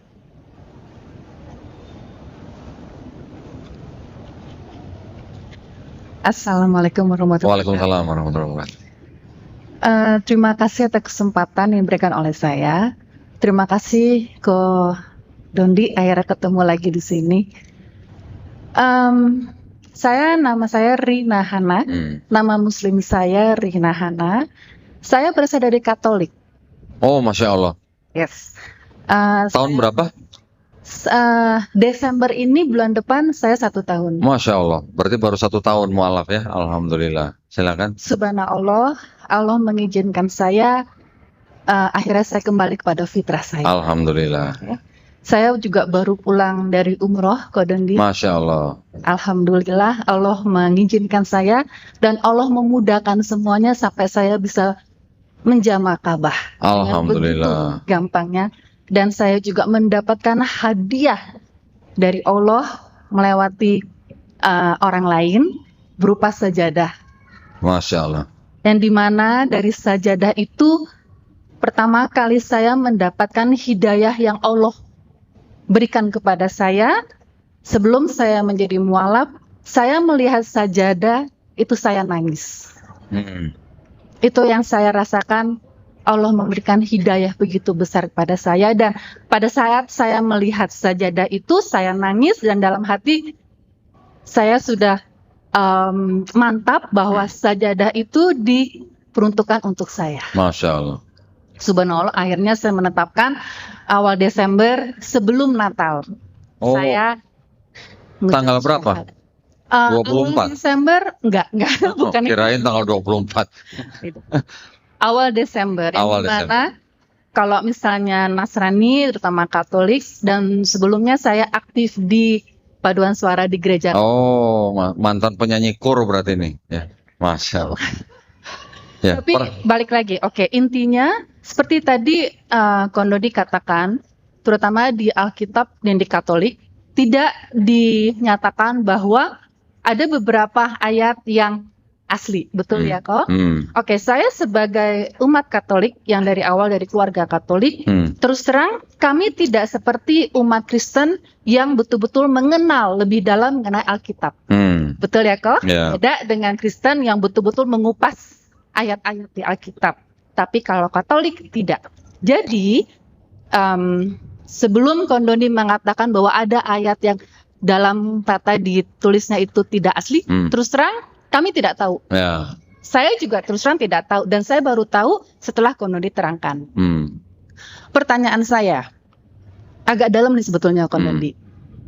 Kita sebagai umat Katolik sebelumnya itu semuanya kan dari Vatikan, betul? Dari Paus, oke? Dan sudah pasti mereka tahu bahwa itu ada kata-kata yang memang tidak asli.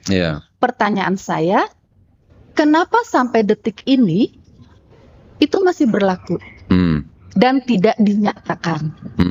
Nah, Saya sekarang karena saya tahu aslinya, saya merasa kasihan kepada teman-teman saya, kepada umat kita yang berseberangan, karena merasa seperti dibohongi. Betul kok Dondi?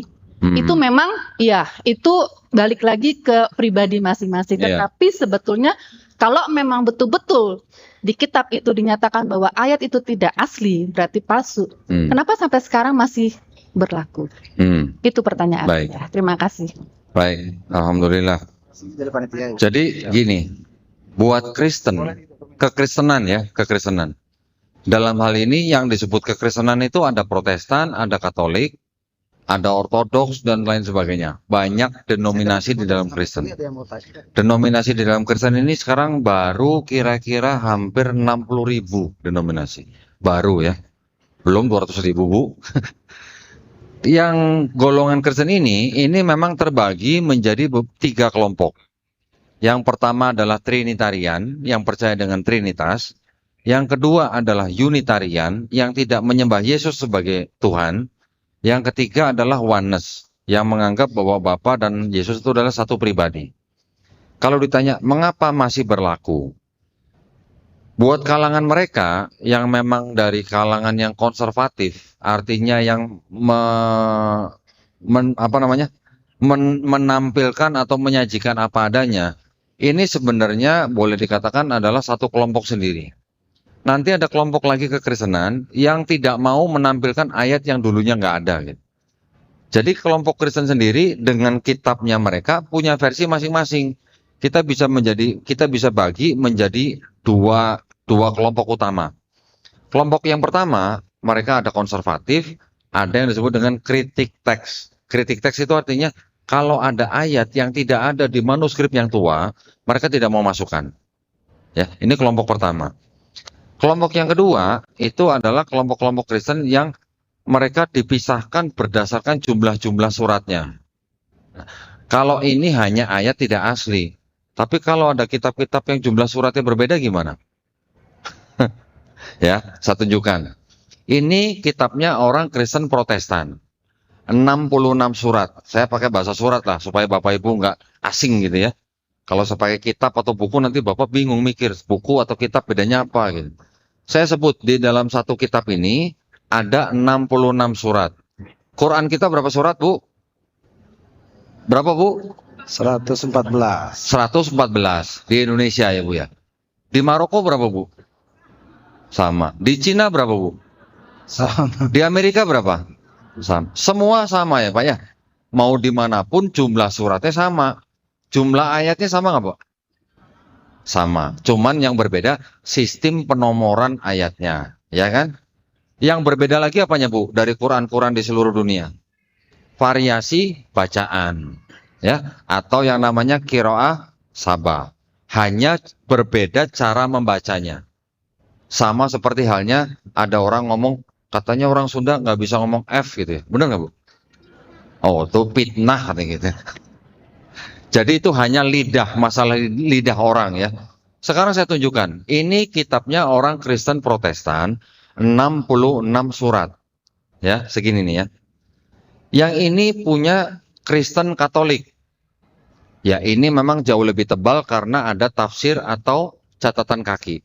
Ini isinya 73 surat. Betul, Bu? 73 surat? Oh, malah nggak tahu. Di sini ada 7 kitab yang ditolak oleh Kristen Protestan. Ya, di sini 73, di sini 66. 7 kitab yang ditolak itu namanya kitab-kitab Deuterokanonika. Dianggapnya bukan firman Tuhan oleh orang Protestan. Makanya ditolak ya. Jadi 66 surat, 73 surat. Udah selesai belum, Bu? Udah selesai belum, Pak? Belum. Masih ada lagi.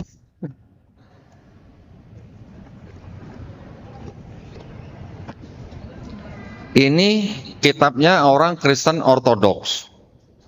78 surat. Ya. Ini Kristen Ethiopia. 81 surat. Jadi ada 66, 73, 78, 81.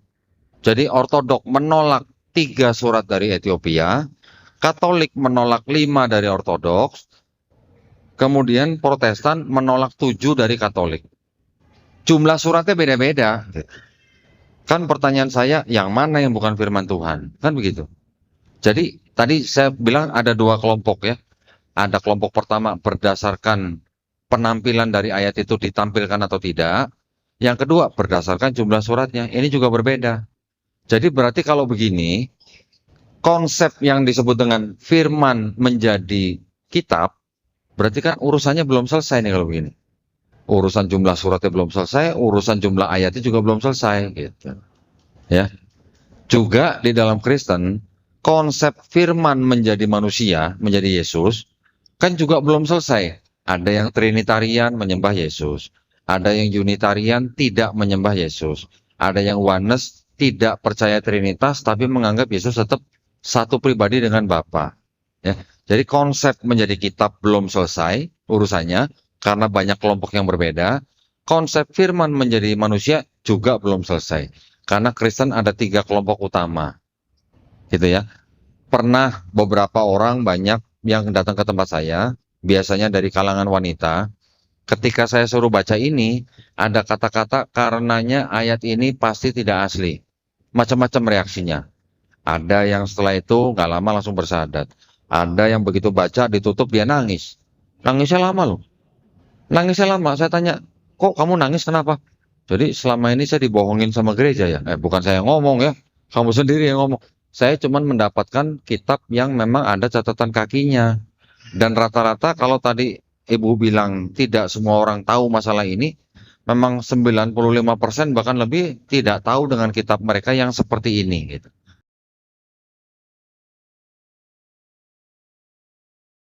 Terus Pak dapat dari mana tuh kitabnya? Ada deh gitu. Ya. Di Android sekarang sudah ada yang ada catatan seperti ini ya, bisa dibuka di aplikasi namanya Tafsiran. Nanti boleh dicek, boleh di-download, boleh dibelajarin. Kalau saya lebih suka yang fisik begini. Jadi kalau fisik begini kan enak, kalau saya debat sama pendeta saya sambil pegang-pegang begini kan. Suruh dia ngelihat ini kitab apa gitu. Kurang lebih gitu ya. Semoga menjawab pertanyaan. Silakan yang lain. Masya Allah. Izin kok. Mas ini ada dari sahabat Tuli yang mau mengajukan pertanyaan. Oh iya. Oke. Siap ya. Nanti teteh yang menerjemahkan berarti ya. Oke, baik.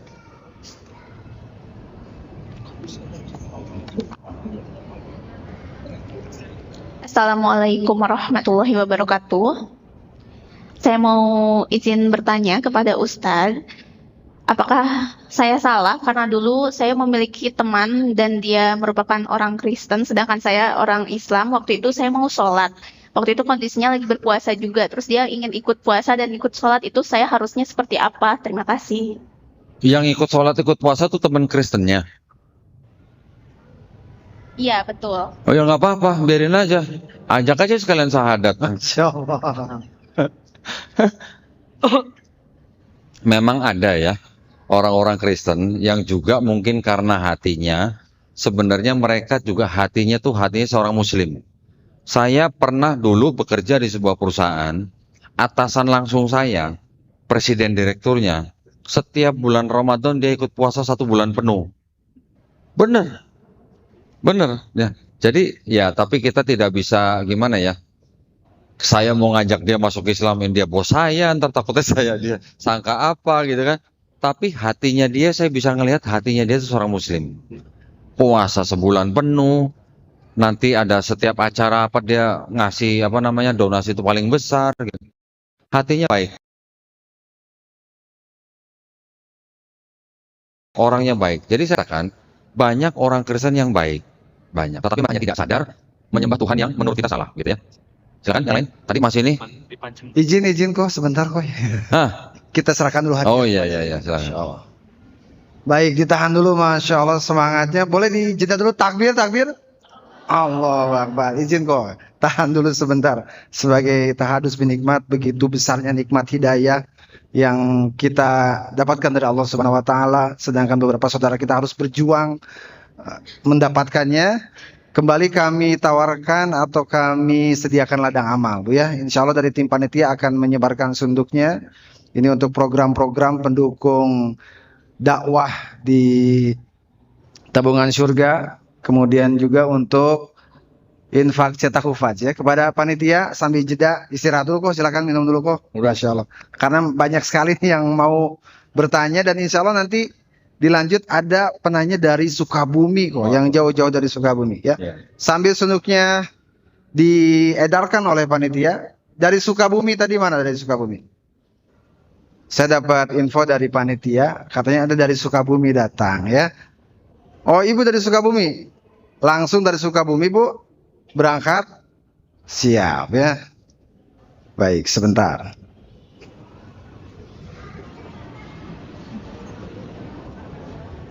Izin ibu estafet ke belakang. Nanti tete itu nanya. Siap.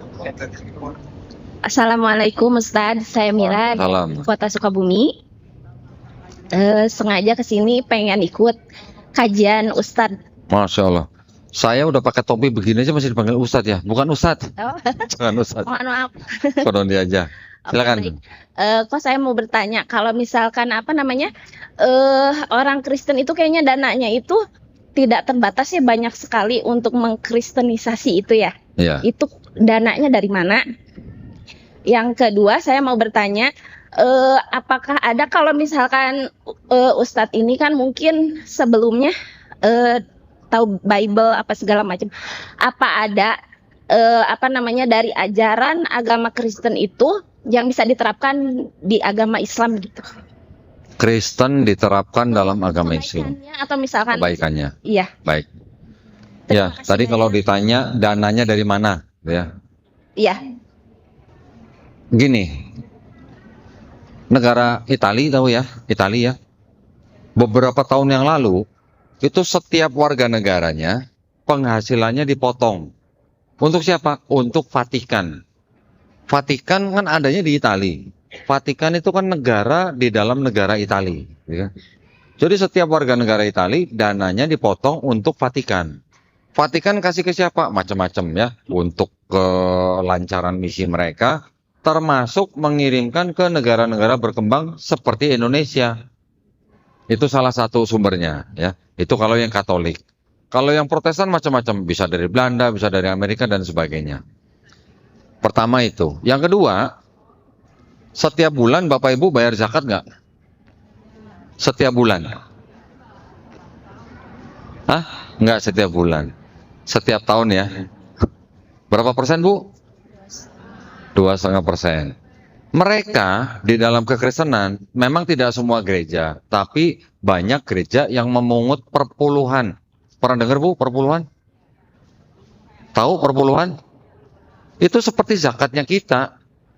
Berapa persen Bu? 10%. Namanya aja persepuluhan.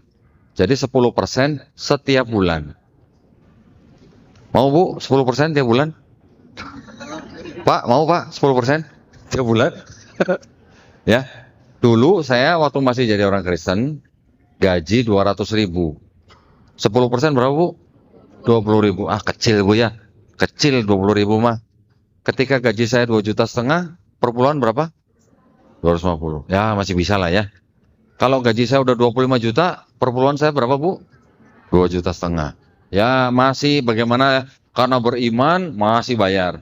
Tapi ketika ibu saya masuk rumah sakit, waktu itu belum ada BPJS, yang harus penting kan ibu saya dulu kan. Saya telat bayar perpuluhan, besokannya ditelepon sama Pak Pendeta, Pak Doni sehat gitu.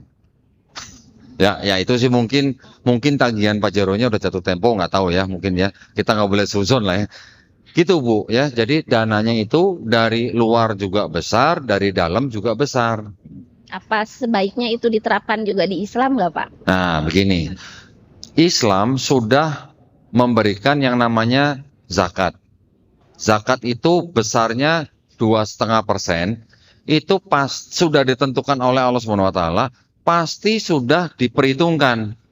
Ya, 2,5%-nya mungkin sudah benar, tetapi pelaksanaannya, nah pelaksanaan zakatnya itu sudah benar atau belum gitu. Kalau zakatnya, saya yakin Allah SWT tidak mungkin salah menentukan 2,5%-nya. Dan 2,5% kan tidak untuk semua profesi. Profesi-profesi tertentu ada yang 5%, juga ada yang 10%. Kan begitu.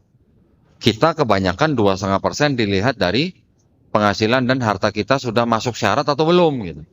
Itu angka hukum itu sudah diturunkan Allah Subhanahu wa taala pasti sudah betul, karena yang menurunkan adalah yang menciptakan kita.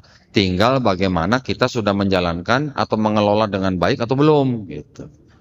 Sekarang di Indonesia pegawai negeri dipotong nggak gajinya untuk zakat? Mungkin dipotong ya, mungkin, saya juga kurang tahu persis. Pegawai swasta yang Islam dipotong nggak zakat? Belum tentu ya. Makanya pelaksanaannya yang harus diperhatikan. Memang Indonesia bukan negara yang menjalankan syariat Islam. Untuk menjalankan syariat Islam tentunya harus banyak koordinasi dengan departemen-departemen. Tetapi yang jelas dengan zakat sebenarnya sudah bisa mengatasi yang namanya kemiskinan. Harusnya begitu. Tinggal bagaimana melaksanakannya. Tinggal bagaimana peran Baitul Mal mengelola zakat untuk kesejahteraan umat Islam. Itu ya sebenarnya begitu ya. Oke, baik. Terima kasih. Banyak kok. Silakan yang lain. Itu. Mana lagi? Mana hostnya? Hostnya mana hostnya? Izin. Masya Allah. Afwan untuk seluruh jamaah yang masih ingin bertanya, qadarullah, waktu juga yang membatasi kita kok. Sesuai rundown, kita tanya jawab hanya sampai Bukan di salah saya ya. 17, 18 ya. Masya Allah. Insya Allah semoga Allah rizkikan kajian selanjutnya ya kok. Tuh orang minta satu boleh nggak? Sini belum, sini udah minta satu lagi. Sebentar ya, saya pastikan kepada dia. Sebentar. Tergantung host ini. Tadi ada satu bos, kamu kata. Baik. Satu aja katanya kok. Karena kita sudah di rundown lebih. Izin dari Ikhwan ya Bu ya, karena tadi udah dari Ibu. Izin tadi Ini Afwan saya tadi hadiah. ini ibu ini mukanya memelas banget kayaknya. Melas banget. Tapi kalau melas sama ibu-ibu ya, saya patuh Gimana? sama Boleh guru. diserahkan ke ibu-ibu boleh? Oh nggak mau, waduh nggak mau gimana? Boleh, Berarti, boleh. Baik. berarti waktunya emang kurang ini. Iya berarti. kurang banget kok. Masya Allah. Masya Allah, Alhamdulillah. Itu, yang tadi di belakang itu. Ini. Nah itu, yang mukanya memelas kayaknya mendesak nih pertanyaan ini. Mudah-mudahan pertanyaan bisa mewakili semua yang di sini ya. Singkat aja Bu, silakan Bu. Assalamualaikum warahmatullahi Waalaikumsalam. wabarakatuh. Kenalkan saya Mega. Ntar kok istirahat napas dulu. Kok salah satu rekan saya ada yang punya misi, tetapi dia tidak mengakui kok. Nah, tahun lalu itu dia sering ngajakin saya, dimulai dari mau nggak kamu menikah dengan saya, tetapi harus masuk Kristen. Terus dia juga bilang seperti ini kok, kamu nggak usah takut karena di gerejanya itu banyak sekali orang yang sudah masuk Kristen tapi di kesehariannya tuh masih seperti orang Muslim karena takut dengan keluarganya. Nah, kok pertanyaannya, langkah selanjutnya yang harus saya lakukan setelah saya mendalami untuk keimanan saya dan membentengi diri saya, apakah sayanya harus diam saja melihat rekan kerja saya ini atau mensyiarkan kebenaran kepada dia? Lalu apakah saya berdosa dan melanggar aturan apabila saya mensyiarkan Islam ke rekan kerja saya yang punya misi ini? Terima kasih. Baik. Ya, ini berarti masalahnya masalah yang kadang-kadang pelik ya. Apa namanya? Kalau udah bicara masalah cinta ini kan kadang-kadang gimana gitu ya. Iman bisa disingkirin gitu kan. Kalau teteh ini kan berarti kan teteh juga diberikan syiar Kristen sama orang itu. Ya kan? Bahkan dijanjikan kalau udah masuk Kristen pun sekalipun orang itu masih bisa berpenampilan seperti Muslim, bahkan juga tidak perlu mengganti keterangan agama di KTP. Betul kan? Masih ada yang begitu, ya. Jadi orang-orang Kristen ketika mereka berhasil membawa orang Islam masuk Kristen, mereka bilang tidak perlu ganti keterangan agama di KTP.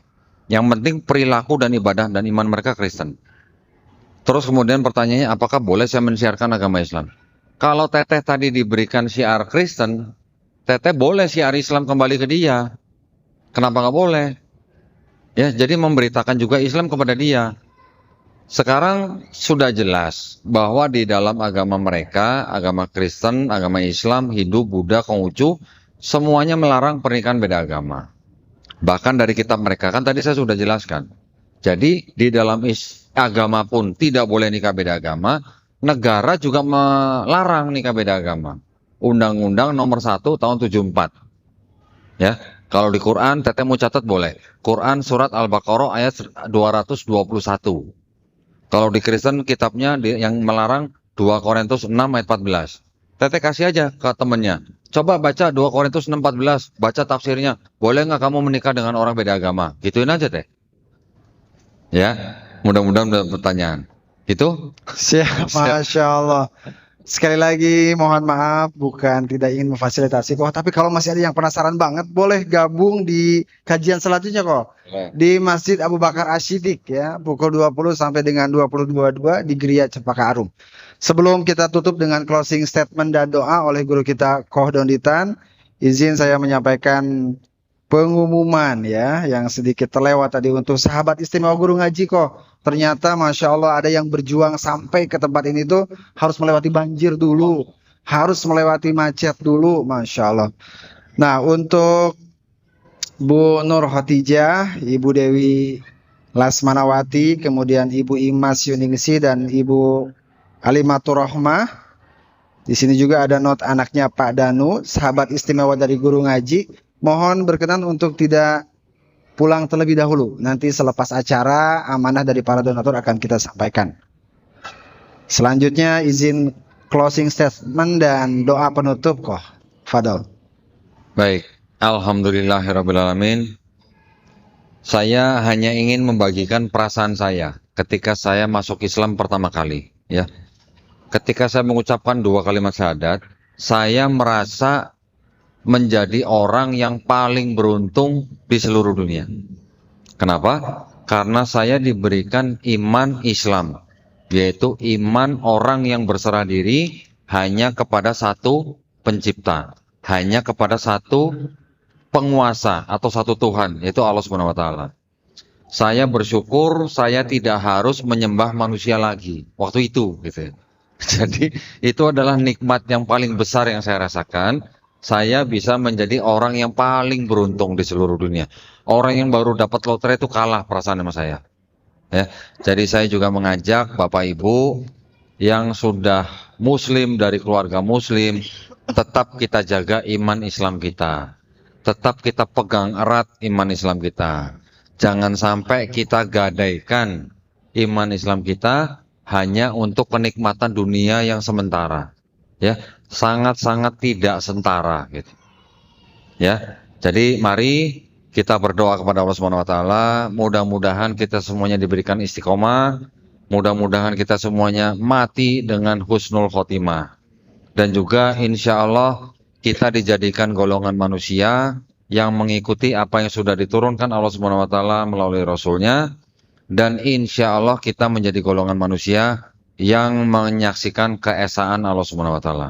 Ya, terakhir kita juga berdoa mudah-mudahan kita semuanya dihindarkan dari api dan azab neraka. Amin ya Allah. Kita tutup kajian kita pada sore hari ini dengan doa kafaratul majelis. Subhanaka Allahumma wa bihamdika asyhadu an la ilaha illa anta astaghfiruka wa atubu ilaik. Mohon maaf jika ada salah-salah kata. Yang salah datangnya dari saya, yang benar datangnya hanya dari Allah Subhanahu wa taala. Akhir kata, wabillahi taufiq wal hidayah. Wassalamualaikum warahmatullahi wabarakatuh. Waalaikumsalam warahmatullahi wabarakatuh.